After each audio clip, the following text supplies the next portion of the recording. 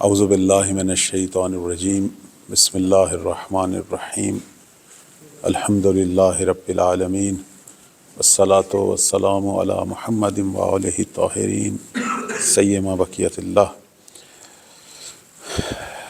قال الامام علی بن الحسین صلوات اللہ علیہ اللہم وفر بلطفک نیتی۔ کہتے ہیں ایک منتظر شخص کی زندگی، ایک امام زمان علیہ السلام کے سرباز کی زندگی جو ہے اس کا آغاز اس کی نیت سے ہے۔ ایک اہم چیز جس کی طرف ہمیں بہت زیادہ توجہ کرنی چاہیے وہ ہماری نیت ہے۔ نیت کیا ہے؟ یعنی اپنے رب سے گفتگو، جس کو صرف خدا ہی سن رہا ہے، کوئی اور شاید نہ سنے، لیکن اللہ کو یہ اتنی پسند ہے کہ پروردگار نے اعمال کا معیار جو ہے وہ نیت قرار دے دی۔ بس اوقات ہم بڑے بڑے عمل کرتے ہیں لیکن ایک اچھی نیت چونکہ اس میں نہیں کر پاتے، وہ اعمال جو ہیں وہ اپنی اہمیت جو ہیں وہ کھو دیتے ہیں۔ بس اوقات ایک چھوٹا سا عمل ہوتا ہے، شاید ہم اس عمل کو اتنا اہم بھی نہ سمجھیں، لیکن چونکہ اس کے اندر نیت بہت اچھی ہوتی ہے، وہی عمل ممکن ہے ایک شخص کی جو ہے وہ پوری قبر اور برزخ کے لیے کافی ہو، صرف اس نیت کی وجہ سے۔ چونکہ ہم سب طالب علم ہیں اور ہمارا تعلق جو ہے وہ سلک علماء سے ہے، میں ایک عالم دین کا ایک چھوٹا سا واقعہ آپ کی خدمت میں بیان کرنا چاہتا ہوں کہ نیت جو ہے وہ کہاں کہاں تک اثر رکھتی ہے۔ یہ جو ہے نقل جو ہوا ہے بہت بڑی شخصیت حضرت آیت اللہ عراقی، بہت بڑے مرجع جن کی 100 سال سے زیادہ عمر مبارک، امام خمینی رحمۃ اللہ کے بعد یعنی سب سے بڑے مرجع وہ تھے، اور وہ صرف ایک مرجع نہیں تھے، بہت بڑے عارف، بہت بڑی اخلاقی شخصیت، یعنی ان کی تعریف جو ہے وہ انسان کر ہی نہیں سکتا، بے پناہ ان کے اندر خوبیاں، بے پناہ فضائل۔ البتہ میں نے براہ راست ان کی زیارت نہیں کی لیکن اپنے اساتذہ سے بہت زیادہ ذکر سنا ہے ان کا۔ ایک ہمارے استاد جو ہیں وہ بیان فرما رہے تھے کہ ایک دفعہ ہم ان کی خدمت میں بیٹھے تھے تو ویسے ہی گفتگو ہو رہی تھی، تو انہوں نے ایک واقعہ اپنے زمانہ نجف کا سنایا کہ فرماتے ہیں کہ ہم نے جو ہے شاید انہوں نے دیکھا یا انہوں نے سنا، کہتے ہیں کہ جناب اخند خراسانی کا زمانہ تھا، صاحب کفایہ، بہت بڑے عالم ہیں، تمام علماء طلباء جانتے ہیں اخند خراسانی کتنی بڑی شخصیت ہے۔ ان کے ایک شاگرد تھے جن کا نام تھا مرزا عبداللہ گل پیغانی، اور کہتے ہیں کہ یہ 45 سال کی عمر میں ہی تقریباً جو ہے یہ فوت ہو گئے تھے، لیکن یہ بہت ہی عظیم المرتبت شاگرد، یعنی آغا اخند کے شاگرد جب بیٹھتے تھے ان کے سامنے، ان میں بڑے بڑے فقہا مجتہدین، بعض ہمارے لوگ نقل کرتے ہیں 400 سے زیادہ فقی بیٹھتے تھے آغا کے درس میں جب وہ درس سے خارج دیتے تھے، لیکن ان کے اندر کچھ شاگرد ایسے تھے جن کا بہت زیادہ احترام رکھتے تھے استاد۔ ان میں سے ایک یہ مرزا عبداللہ گل پیغانی تھے۔ کیوں؟ بہت زیادہ ذہین، بہت زیادہ محنتی، پڑھائی میں، دقت میں، اور اپنی ظاہری پاکیزگی میں، شرافت میں استاد جو ہے اس کی توجہ بہت زیادہ تھی۔ کہتے ہیں جب مرزا عبداللہ گل پیغانی کوئی اعتراض کرتے تھے، کوئی سوال کرتے تھے، تو خود استاد باقیوں کو کہتے تھے خاموش ہو جائیں، ہمارے ایک فاضل، ایک عالم شاگرد، یعنی استاد خود مشتاق ہوتے تھے ان کی بات سننے کے لیے۔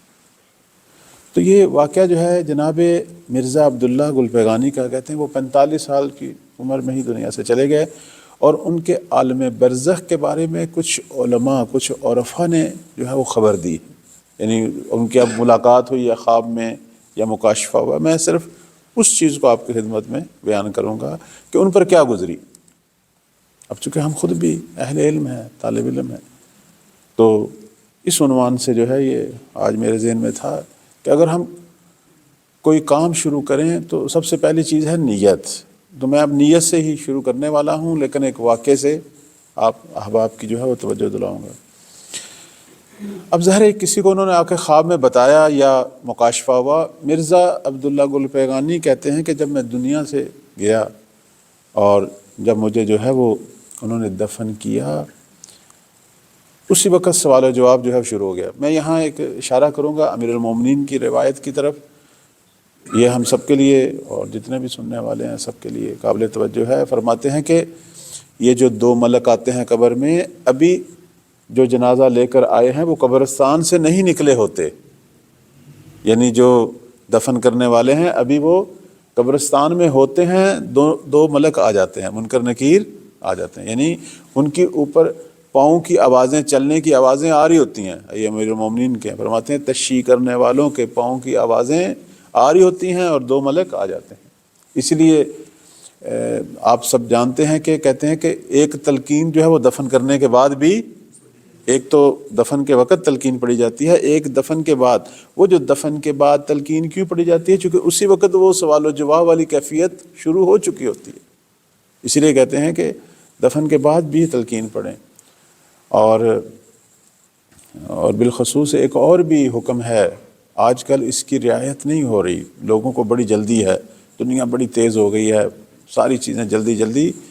حکم یہ ہے کہ میت کو دفن کرنے کے بعد کچھ دیر وہاں ٹھہرا جائے، جلدی نہ کریں نکلنے کے لیے، چونکہ وہ ہستی جو ابھی دنیا سے گئی ہے بہت بڑا واقعہ ہے، وہ جو ہے اسے ضرورت ہے ابھی آپ لوگوں کے وہاں حضور کی، وہاں قبرستان میں موجود ہونے کی۔ اب آپ دیکھیں ابھی ایام فاطمیہ گزرے ہیں، حضرت زہرا سلام اللہ علیہا کی ایک وصیت جو امام علی علیہ السلام کو تھی، وہ کیا تھی؟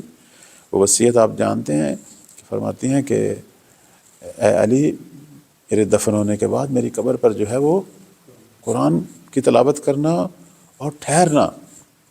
اور اس کے بعد ان کا جملہ ہے، فرماتے ہیں فَإِنَّهَا سَاعَةٌ يَحْتَاجُ الْمَيِّتُ فِيهَا إِلَىٰ أُنْسِ الْأَحْيَاءِ، کہ یہ وہ وقت ہوتا ہے کہ جس میں میت کو ضرورت ہوتی ہے کہ جو زندہ لوگ ہیں ان سے انس کی ضرورت ہوتی ہے، کہ وہ وہاں ٹھہریں، اپنی محبت کا اس دفن ہونے والے شخص سے اپنی محبت کا اظہار کریں، اس کی خاطر ٹھہریں، چونکہ میت ایک نئے جہان میں داخل ہو رہی ہے، اس دنیا سے ہر چیز سے اس کا تعلق ٹوٹ رہا ہے، ایک بالآخر ایک وحشت والا ماحول ہوتا ہے، تو اس میں ضرورت ہوتی ہے۔ حتیٰ بی بی زہرا سلام اللہ علیہا جیسی ہستی بھی امیر المومنین سے یہ خواہش فرما رہی تھی کہ آپ وہاں ٹھہریں اور میرے لیے قرآن کی تلاوت کریں، چونکہ مجھے آپ کی انس کی، آپ کی توجہ کی، آپ کی محبت کی بالآخر ضرورت ہوگی اس وقت۔ اس لیے کہتے ہیں کہ میت کو دفن کرنے کے بعد فوراً نہ نکلیں، کچھ دیر ٹھہر جائیں، گھنٹہ 2 گھنٹہ وہاں ٹھہریں، قرآن پڑھیں، تلقین پڑھیں۔ تو جناب عبداللہ گل پیغانی جو ہیں وہ فرماتے ہیں کہ 2 ملک آ گئے، 2 فرشتے آ گئے، انہوں نے کہا کہ ہاں بھائی کیا لے کے آئے ہو؟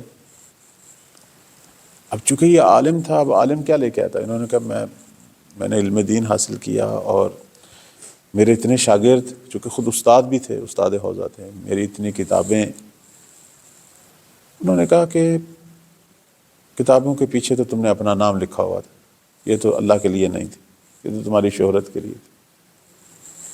شاگردوں میں بھی یہی مسئلہ ہے، انسان چاہتا ہے کہ میں مشہور ہوں، میرا ذکر کرنے والے زیادہ ہوں، لہٰذا وہاں خالص نیت ہمیں نہیں مل رہی، اور کیا لے کے آئے ہو؟ کہنے لگا میں عزاداری، میں نے صبح ہے آل محمد کے ذکر میں، ان کے مصائب میں نے ان کی مجالس بپا کی۔ انہوں نے کہا یہ تو ایک عام آدمی بھی یہی کرتا ہے، آپ عالم دین تھے، آپ سے توقع زیادہ ہے، یہ تو دوسرے لوگ بھی عزاداری تو دوسرے لوگ بھی کر رہے ہیں نا، جو عالم نہیں ہے، جو روحانی نہیں ہے، وہ بھی عزاداری کے کام کر رہے ہیں بڑے زور و شور سے، حتیٰ ہم علماء سے زیادہ وہ۔ اس نے کہا اچھا میں اپنی نمازیں پڑھتا رہا، روزے رکھتا رہا، اپنے واجبات ادا کرتا رہا۔ انہوں نے کہا یہ تو تم پر فرض تھا، یہ تو ہر آدمی پر، تم جو ایک فقیہ ہو، ایک عالم ہو، تم سے توقع زیادہ ہے، کوئی اور چیز بتاؤ۔ اس نے کہا کچھ بھی نہیں، پھر میرے پاس کچھ رہ بھی، جس طرح آپ لوگ سوال جواب کر رہے ہیں تو اب تو کوئی چیز رہ ہی نہیں کہ میں کیا پیش کروں۔ انہوں نے کہا چلیں ہم آپ کے اعمال نامے کو دیکھتے ہیں۔ اعمال نامے میں دیکھا، اس میں انہوں نے کہا ہاں ایک گوہر ہمیں مل گیا ہے کہ جو تیری ساری برزخ کے لیے کافی ہے، باقی حالہ روز محشر وہ علیحدہ مسئلہ ہے، وہ خدا اور آپ جانے۔ ایک ہمیں گوہر مل گیا ہے کہ جس کی قیمت اتنی ہے کہ جب تک قیامت نہیں آتی تیری قبر جو ہے وہ جنت ہے۔ اچھا، انہوں نے کہا وہ کون سا گوہر ہے، پیچھے کچھ چیز آپ نے چھوڑی تو ہے نہیں؟ انہوں نے کہا ہے، شاید تو آپ کو یاد نہیں آ رہا۔ پھر انہوں نے اسے یاد دلایا کہ ایک دفعہ جب آپ زندہ تھے، آپ رات کو آپ کے گھر میں آپ کے شہر سے کچھ مہمان آئے اور گھر میں کچھ بھی نہیں تھا۔ یعنی ظاہر ہے ایک طالب علم کی زندگی جو ہے، اور آپ پریشان ہوئے تھوڑا سا کہ مہمان آئے اور وہ بھی ایک دم بغیر بتائے آ گئے، اور گھر میں کھانے پینے کے لیے بھی کوئی مناسب انتظام۔ تو آپ گھر سے نکلے کہ چلیں میں کہیں سے کوئی چیزیں لوں، کوئی جیسے آدمی کوئی پھل فروٹ لوں، کوئی سبزی، کوئی گوشت، کوئی روٹی، اور ظاہر پیسے بھی نہیں تھے، چلو کہیں سے کوئی قرض لوں۔ اس نیت سے آپ نکلے، اور شام کا رات کا ٹائم تھا، اور آپ کو پتہ ہے اس زمانے کی باتیں جب بجلی وغیرہ کا بھی اہتمام نہیں تھا۔ تو جناب عبداللہ جو ہیں وہ نکلے، اور ان کے پاؤں کو، رات تاریکی تھی نا، نجف کی گلیاں تاریک تھیں، ٹھوکر لگی اور گر پڑے، اور جب گرے ہیں تو پاؤں زخمی ہو گیا اور خود بھی ظاہر خاک آلودہ ہو گئے۔ اسی وقت انہوں نے ایک شکوہ کیا کہ یا اللہ یہ میری حالت ہے، میں استاد ہوں حوضے کا اور نجف میں ہوں اتنی پاک جگہ پہ، لیکن میرے گھر میں 4 مہمان آئے اور میرے پاس کچھ بھی، اور آج میں نجف کی گلیاں چھان رہا ہوں۔ آیا یہ میری حالت ہونی چاہیے؟ اتنا پڑھنے عالم بننے کے بعد یہ کچھ مجھے ملنا چاہیے، میری یہ زندگی ہونی چاہیے؟ کیسے انسان شکوہ کرتا؟ یہ پہلے شکوہ کیا اور اس کے بعد پھر فوراً، اب یہ اندر کی گفتگو ہے، انسان کے اندر کی گفتگو بڑی اہم ہوتی ہے۔ اللہ کی، اور کوئی سنے نہ سنے، اللہ کی توجہ ہوتی ہے، عالم ملکوت ملائکہ کی توجہ ہوتی ہے۔ اس لیے کہتے ہیں انسان کا اندر کا جہان باہر کے جہان سے زیادہ وسیع ہے، اس پر زیادہ توجہ کرے۔ ہم اس پر یا توجہ نہیں کرتے یا اسے خراب کیے رکھتے ہیں، نہیں، وہ سب سے اہم ہے۔ اندر ہے جو باہر کو خوبصورت بناتا ہے۔ بہت سارے لوگ ظاہراً خوبصورت نہیں ہوتے، لیکن کیوں ان کی طرف انسان جذب ہوتا ہے، کیوں وہ کشش رکھتے ہیں؟ ان کا اندر بہت پاک ہوتا ہے۔ کہتے اب یہ میری اندر گفتگو ہو رہی تھی کہ یا اللہ یہ کیا ہے، شکوہ کیا۔ پھر ایک دم میں نے کہا نہیں، یہ مجھے نہیں کہنا چاہیے، آخر یہ مہمان ہیں امیر المومنین کے، یہ زائر ہیں، اور زائر جب بھی آئے مہمان بن کے تو اس کی برکتیں ہوتی ہیں۔ الحمدللہ، خدا تیرا شکر ہے تو نے مجھے اس قابل سمجھا کہ میرے گھر میں زائرین امیر المومنین کو بعنوان مہمان بھیجا۔ بس یہی الحمدللہ جو کہا اور شکر کیا، اور یہ جو نیت کی کہ میں جو بھی ہوگا ان کی خدمت کروں گا، اس نیت سے اٹھے۔ اب وہ ایک مسئلہ بات کا ہے کہ ان کو کس طرح ملا نہ ملا، اور وہ ملائکہ نے کہا وہی جو تو نے نیت خیر کی تھی اور الحمدللہ کہا تھا، یہی کافی ہے تیری برزخ کے لیے، تیری قبر کے لیے۔ آغایون، اللہ تعالیٰ کی رضا حاصل کرنے کے لیے یہ نہ سوچا کریں کہ ہم کوئی بہت بڑا کام کریں، جو کام بھی کریں خالصتاً للہ کریں، بس جو کام بھی کریں۔ اس لیے کہتے ہیں امام زمان علیہ السلام کے جو سرباز ہیں، وہ جو 313 ناصر ہیں، ان کے بارے میں یہ نہ سوچا کریں کہ وہ پتہ نہیں کچھ دنیا کے بڑے بڑے رہبر ہوں گے، بڑی شخصیات ہوں گے، بلکہ ان کے بارے میں جو تعبیر ہوئی ہے امیر المومنین صلوات اللہ علیہ کی، وہ یہ ہے، فرماتے ہیں کہ وہ مجہول ہیں فی الارض، زمین پر ان کو کوئی بھی نہیں جانتا ہوگا، لیکن معروف ہیں فی السماء، آسمان میں ملائکہ انہیں جانتے ہیں، خدا انہیں جانتے ہیں۔ کیوں؟ کیونکہ وہ دنیا میں ناشناس ہیں، کوئی بھی نہیں جانتا، لیکن وہ کام اتنے اچھے انداز سے اور اتنی پاک نیت سے وہ کر رہے ہوں گے کہ خدا انہیں مہدی کے ناصر کے طور پر انتخاب کرے گا، اور وہ کسی کی نگاہ میں ہو نہ ہو، امام زمان کی نگاہ میں بھی ہیں اور ان کی دعا میں بھی۔ اس لیے ہماری حدیث کہتے ہیں آپ جو بھی کام کر رہے ہوں، چاہے ایک سبزی فروش سبزی بیچ رہا ہے، چاہے ایک طالب علم درس پڑھ رہا ہے، جو بھی کام کر رہا ہے کرے خالصتاً اور قربتاً اللہ۔ ایک بہت بڑے آیت اللہ تھے، ان کا نام میرے ذہن سے نکل گیا، ان کے واقعات پڑھ رہا تھا، وہ کہہ رہے تھے میں بچپن میں نے رجب علی خیاط، وہ جو مشہور ایک عرفانی شخصیت ہے جناب رجب علی جن کا ذکر آتا ہے، ہیں تو وہ ایک عام آدمی تھے، لیکن ان سے بڑے بڑے علماء فقہاء نے استفادہ کیا۔ تو اس کا مطلب ہے خدا کے جو اولیاء ہیں وہ مختلف یعنی شعبوں میں، وہ لازمی نہیں ہے کہ انسان عالم ہو تو ولی بنتا ہے. وہ ایک درزی تھا لیکن اس نے اپنی پاکیزگی پہ کام کیا، اتنا بڑا ولی کہ علماء اور فقہا نے اس سے استفادہ کیا. وہ کہتے ہیں کہ عالم دین جو ہیں وہ اپنی قبا سلوانے کے لیے گئے اس کے پاس. وہ کہتے ہیں میں بھی ابھی اوائل طلبگی تھا، یعنی ابھی چند سال ہوئے تھے حوزے میں. تو میں آغا رجب علی کے پاس گیا تو انہوں نے کہا کہ بھائی کیوں سلوا رہے ہو؟ انہوں نے کہا میں عالم دین ہوں. اچھا کیا بننا ہے آپ نے؟ عالم بننا ہے. انہوں نے کہا عالم بننے سے پہلے آدم بننا، انسان بننا، پھر عالم بننا.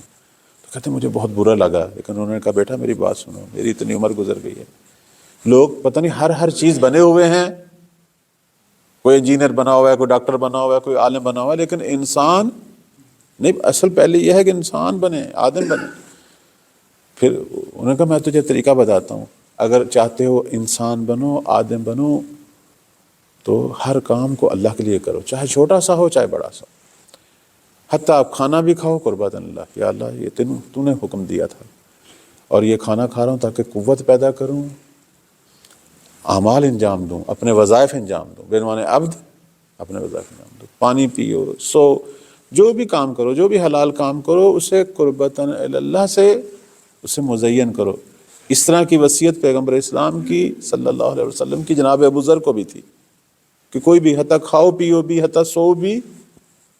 تو یہ جو نیت ہے قربتاً اللہ کی، یہ جو ہم دل میں گفتگو کرتے ہیں، خدایا تیرے لیے کر رہا ہوں، میں اپنے کمرے سے گھر سے اٹھ کے آ رہا ہوں دعا میں، تاکہ اجتماعی دعا میں ہم شریک ہوں، اپنے زمانے کے امام سے اظہار عقیدت کریں، تیری بارگاہ میں مولا کے ناصرین اور خدمت گزار ہونے کے لیے مل کر دعا کریں، خدایا تیری خاطر آ رہا ہوں. یہ نیت جو ہے اس دعا کے ثواب کو کہاں سے کہاں پہنچا دے گی. آپ درس پڑھنے کے لیے تشریف لے جا رہے ہیں، درست سے آپ کو علمی استفادہ ہو رہا ہے، لیکن جب میں کہوں کہ میں اس لیے پڑھ رہا ہوں تاکہ پروردگارہ تیری راہ میں مبلغ بنوں، بعنوان ایک عبد اپنے وظائف انجام دوں، ان علوم کو جو تو نے محمد وآل محمد کو عطا کیے ان کے نشر میں اپنا وظیفہ ادا کروں. تو اس نیت سے، یہ قربت کی نیت جو ہے، انسان درس پڑھنے کے لیے جا رہا ہے، یہ نیت جو ہے اس وقت ہمیں پتہ چلے گا کہ یہ صرف ہم درس نہیں پڑھ رہے بلکہ روحانی لقمے بھی لے رہے ہیں. درس صرف ہمارے کانوں تک نہیں، روح تک بھی اتر رہا ہے، چونکہ ہم اسے اپنے وظیفہ شرعی اور دینی الہی بھی سمجھ رہے ہیں.